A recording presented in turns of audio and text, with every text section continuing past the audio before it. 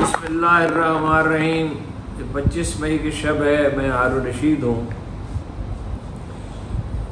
دو بالکل مختلف اطلاعات ہیں۔ میری رائے تو یہی ہے کہ خواہ کتنی ہی برق رفتاری سے پی ٹی آئی کو تباہ کرنے کی کوشش کی جائے، اکتوبر میں الیکشن نہیں ہو سکتے، لیکن میرے اخبار نویس دوستوں کا کہنا ہے کہ الیکشن کرانا چاہتے ہیں اکتوبر میں، اور بہت جلدی میں ہیں، اور اس جلدی کی وجہ سے نہایت بے رحمی سے پی ٹی آئی کو کچلا جا رہا ہے۔ اگرچہ وہ کچلا یوں ہی جا رہا ہے کہ پارٹی کے لیڈروں کو الگ کیا جا رہا ہے، گھروں پہ چھاپے مارے جا رہے ہیں، خواتین تک کو معاف نہیں کیا جا رہا، بزرگوں اور بچوں کو بھی معاف نہیں کیا جا رہا، ہر قابل ذکر لیڈر پہ عذاب نازل ہے، مگر ووٹر تو وہیں کا وہیں کھڑا ہے۔ اور خان صاحب کو یقین ہے، اور میں ان کے یقین میں شریک ہوں، کہ رات جب بہت گہری ہو جاتی ہے، تاریکی جب بہت گہری ہو جاتی ہے، تو اس کے بعد ہی سحر پھوٹتی ہے، صبح کاذب ہی سے صبح صادق کا نور پھوٹتا ہے۔ مایوسی کی بات کوئی نہیں ہے۔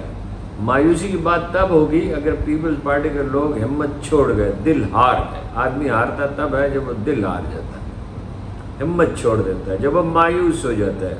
تو اللہ کی کتاب کہتی ہے کہ مایوسی کفر کے مترادف ہے۔ تو منصوبہ کیا ہے؟ منصوبہ کے خد و خال جو ہیں بظاہر جو ابھر رہے ہیں، ابھی حتمی تو نہیں ہے۔ مولانا فضل الرحمان پختونخوا میں حکومت چاہتے ہیں، اے این پی ان کے ساتھ شامل ہوگی، اور بھی لوگ۔ بات یہ ہے کہ پی ٹی آئی سے جو لوگ چھوڑ رہے ہیں ان میں سے کچھ نون لیگ میں شامل ہونا چاہتے ہیں، لیکن امیر مقام صاحب ڈٹے ہوئے ہیں کہ ان کو نہ شامل کیا جائے۔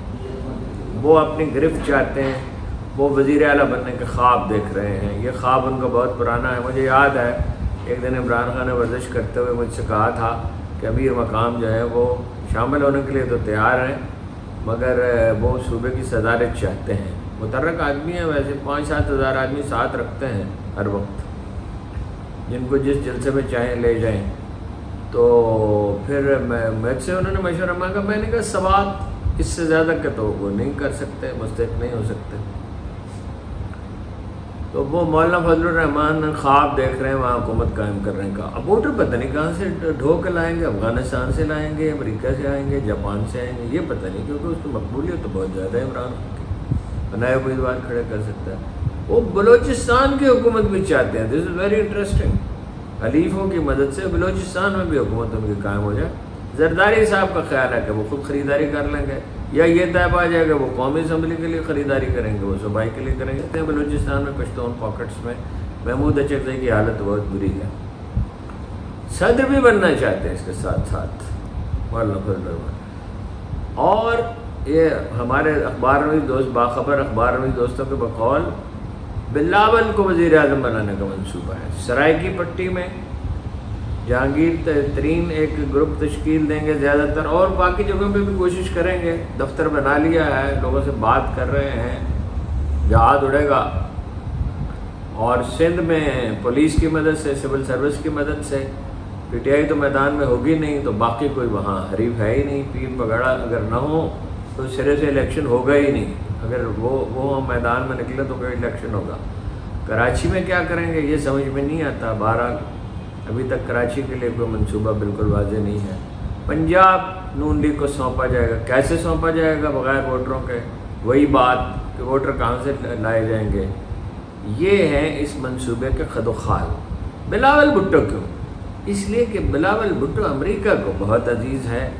کتنی دفعہ کتنے دورے وہ کر چکے ہیں امریکہ کے، وہ شمار جہاز میں بیٹھتے ہیں، سرکاری جہاز میں، ان کے بعد ان کے ابا اعلان کرتے ہیں کہ وہ تو اپنا ذاتی خرچ کرتے ہیں، کافی وغیرہ پی لیتے ہوں گے اپنے پیسوں سے، کھانا کھا لیتے ہوں گے۔ جہاز تو سرکاری ہوتا ہے ہمیشہ۔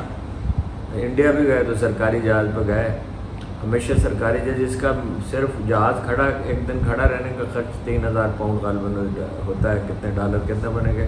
4500 ڈالر بنے گے شاید۔ اور وہ جب جاتے ہیں نیو یارک جاتے ہیں تو 1-2 دن کے لیے غائب ہی ہو جاتے ہیں، اور ظاہر ہے وفاداری کا یقین دلاتے ہیں۔ ویسے تو نواز شریف صاحب ہوں یا فضل الرحمان صاحب ہوں یا زرداری صاحب ہوں، کسی کو امریکہ کے ایجنڈے پہ تو اختلاف نہیں ہے، خطے کے لیے بھارت کی بالادستی سے انکار نہیں ہے۔ اب یہ تو ہے منصوبہ، تو فارسی میں کہتے ہیں تقدیر تدبیر کنند بندہ تقدیر کنند خندہ، ہوگا کیا یہ اللہ بہتر جانتا ہے۔ اگلے چند دن اہم ہیں، پارٹی کو اور لوگ چھوڑیں گے اور مایوسی اور پھیلے گی، عمران خان کے گرد گھیرا تنگ کیا جائے گا، انٹرنیٹ ان کا پہلے ہی بند کر دیا گیا ہے، لیکن اللہ کو کیا منظور ہے؟ کیا اللہ ظالموں کو اور مہلت دے گا؟ کیا یہ پی ٹی آئی ایک بڑے کڑے امتحان سے گزرنے کے بعد سرخرو ہوگی، اور یا کیا 2002 کی طرح کوئی شعبدہ بازی ہوگی؟ یہ بھی کہا نہیں جا سکتا۔ اگر تو پی ٹی آئی کے لوگ ڈٹ کے کھڑے رہے، یعنی ووٹر ڈٹ کے کھڑے رہے، اس لیے کہ جب الیکشن کا اعلان ہو گیا تو اس کے بعد چیزیں کسی کی گرفت میں نہیں رہتی۔